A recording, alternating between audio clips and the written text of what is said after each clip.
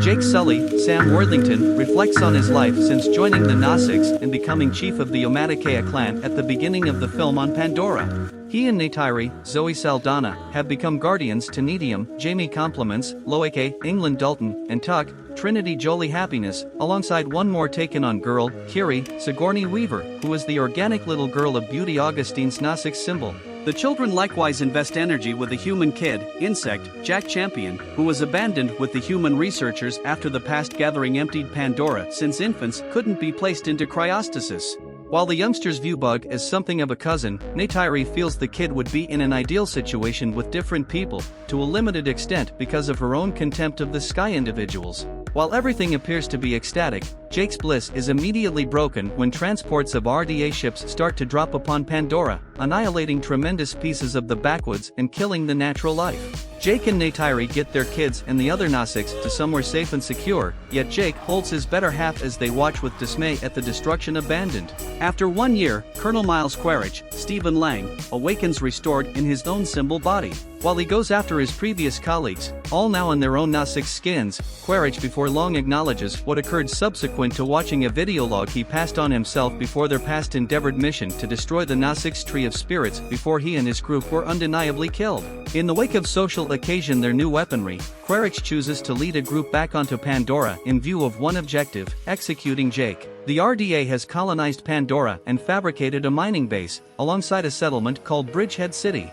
Jake drives a few Gnostics to fly their Ikran to go after the people's airplane and supply lines. Nedium and Loeke endeavor to join the battle, almost getting seriously harmed all the while. Jake rescues them and reprimands them for putting themselves in danger. The gathering gets back to their camp with the remainder of the family. Jake examines with Neytiri what these progressions are meaning for their kids' lives. Meanwhile, Spider goes with Loeke and Kiri to the Human Research Facility, where Max Patel and Norm Spellman continue to work. Kiri converses with Elegance's symbol as her body lies in the tank. Spider then makes the observation that his Gnostics friends at least know their parents, whereas he is aware of and resentful of Quaritch, his father. When Quaritch and his team get to their base, they meet General Francis Ardmore E. DeFalco, who tells him how things have been going since he died. Ardmore advises them regarding the benefits the Omaticaya have on them prior to letting them know how they can acquire their own advantage. The group enters the woods at precisely the same time that Jake's children and Insect are playing there. While Kiri drenches herself in the nature, different children spot Quaritch and his group as they review the previous connection unit for the people and their symbols. He finds his skeleton inside the amp suit where he was killed. The bad guys track down the children,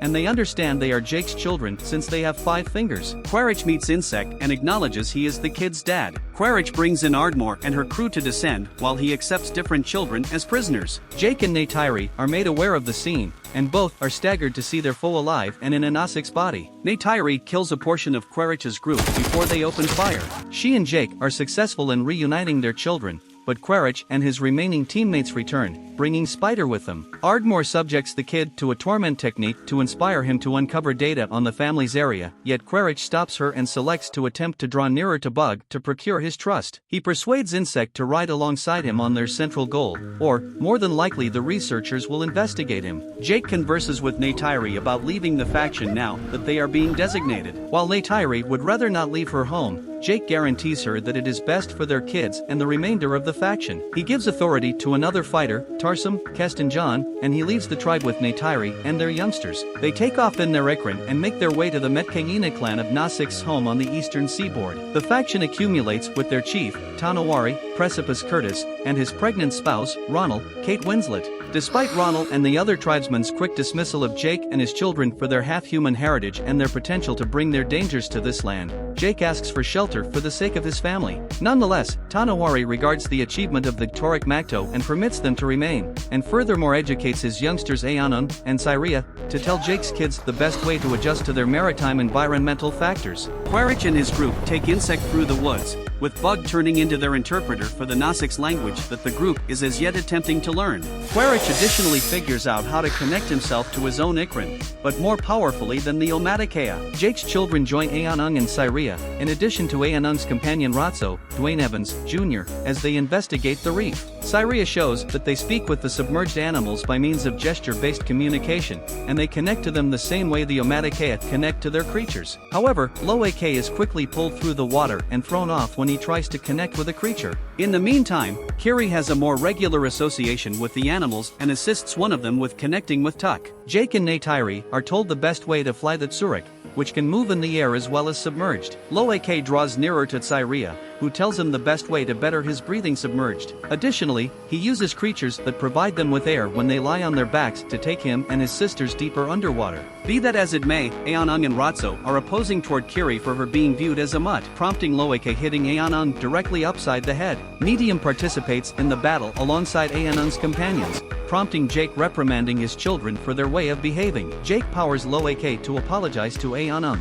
Aonung then invites Loeke to go hunting with him and his friends after he does so. They go far enough to fool Loeke into going after a creature before an Akula attacks him and his creature and kills Loeke's mount before chasing him. Loeke endeavors to swim back up before he runs exhausted, yet the Akula endeavors to show no mercy until Loeke is saved by a whale-like animal called a tulkun, named Payakan.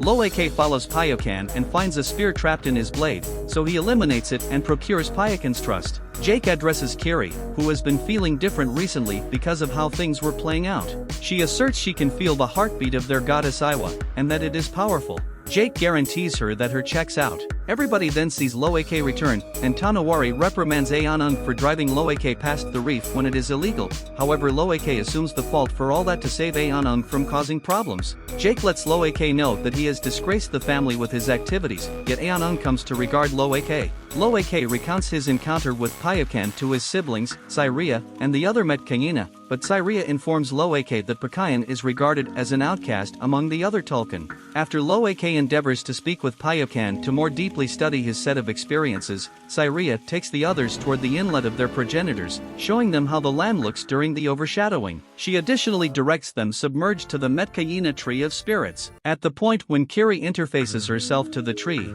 she can see and speak with elegance. Notwithstanding, Kiri before long experiences a horrible seizure, and her kin take her back to the shore. Jake gets Norm and Max to help out Kiri, yet they are of no assistance until Ronald attempts her hand and can resuscitate Kiri.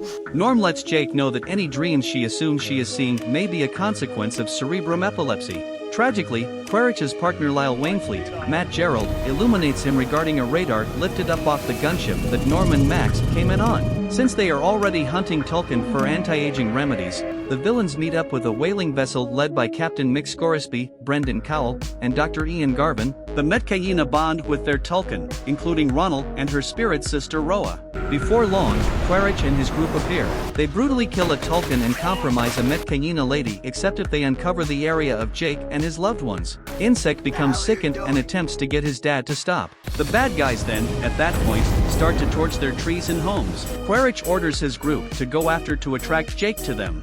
Once more Loeke attempts to ask Payakan how he made him an untouchable. Payakan opens his mouth and permits Loeke to enter him and connection with him. Loeke sees Payakan's recollections and sees that he went after the whalers since they killed his mom and family. Loeke tries to tell the Metkayina this new information, but Jake tries to stop him so they don't risk further alienating them. Loeke converses with Cyria about this, and she puts stock in him. The whalers start their assault, sending off spears loaded up with inflatables and penetrating the balances of the Tulkun, including Roa and her kid. In the wake of gathering their material from her, Ronald and the other Metkayina show up, and Ronald moans in anguish at the deficiency of her spirit sister and her youngster. Tanawari and Ronald, alongside many irate Metkayina, turn their wrath toward Jake for driving the bad guys to their territory as they probably were aware would occur. At the point when Jake brings up that the Tulkun will be set apart for death with the whalers' trackers, he advises the Metkayina to caution the Tulkun before a greater amount of them are killed. Loeke takes off to caution Payakan, in spite of Medium's admonitions against it. He travels with his brother, Cyria, Aonung, Kiri, and Tuck, among others. They track down Payakan, currently hit with a tracker. Medium contacts Jake to caution him, and he and Neytiri head off to safeguard their children. The whalers start their assault, pursuing the children and Tulkun. Metkayina warriors join Jake and Neytiri in the fight. The children are caught in the battle and are kept hostage on the vessel. At the point when Jake and company show up, Quaritch orders him to remain down, holding Loeke at gunpoint to show he's not kidding. Jake gets ready to give over himself until Payakan sees his spirit sibling in harm's way, so he jumps out of the water and hurls down onto the vessel. bringing a few whalers down all the while. The Nausicaa seize this opportunity to storm the battlefield. With assistance from Payokan and the Metkaina, they can kill the greater part of the whalers. Scoresby endeavors to spear Payokan, yet he figures out how to fold the wire over their boat, killing the men and cutting off Scoresby's arm all the while. The children escape, and Kiri utilizes her powers to control the sea climate to kill a few whalers. Bug additionally turns on different people and rejoins his Nausicaa family. Amidst the fight, Netium salvages his kin and their companions, however he is shot. The family gets to a stone where they endeavor to help Netium, however he surrenders to his injuries. Neytiri moans in despair at the deficiency of her child, and the remainder of the family is crushed. Quaritch contacts Jake, uncovering he has Kiri and Tuck as his prisoners. Neytiri, Spider, and Loeke accompany Jake as he enters the sinking vessel for the final confrontation. Neytiri heartlessly butchers Quaritch's group in retaliation for Netium, similarly as Jake goes to confront his enemy. After Jake liberates Tuck, Quaritch arises with Kiri and a blade to her throat. Neytiri snatches Bug and undermines his life consequently. In spite of the fact that Quaritch attempts to deny his consideration and relationship with the kid,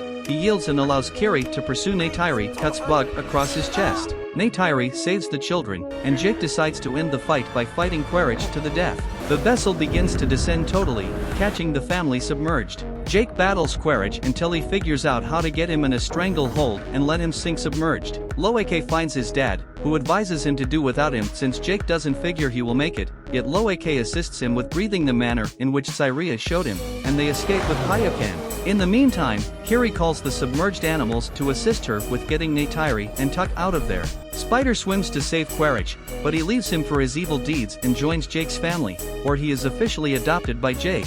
Jake plans to say goodbye to Tanawari, however he lets Jake know that he and his family are Metkaina now and are free to remain. The family then holds a memorial service for Netium, where his body is given to the Tree of Spirits, and they are informed that he is presently with Iwa. Jake and Neytiri interface themselves to the tree, where they can see Netium through recollections. Jake, perceiving this land as his family's new home, commitments to keep on doing battle and safeguard them. If you liked the video, please like, share and follow me on my page. Your engagement is enough for me to encourage making more videos for you. Thank you so much for watching and have a nice day ahead.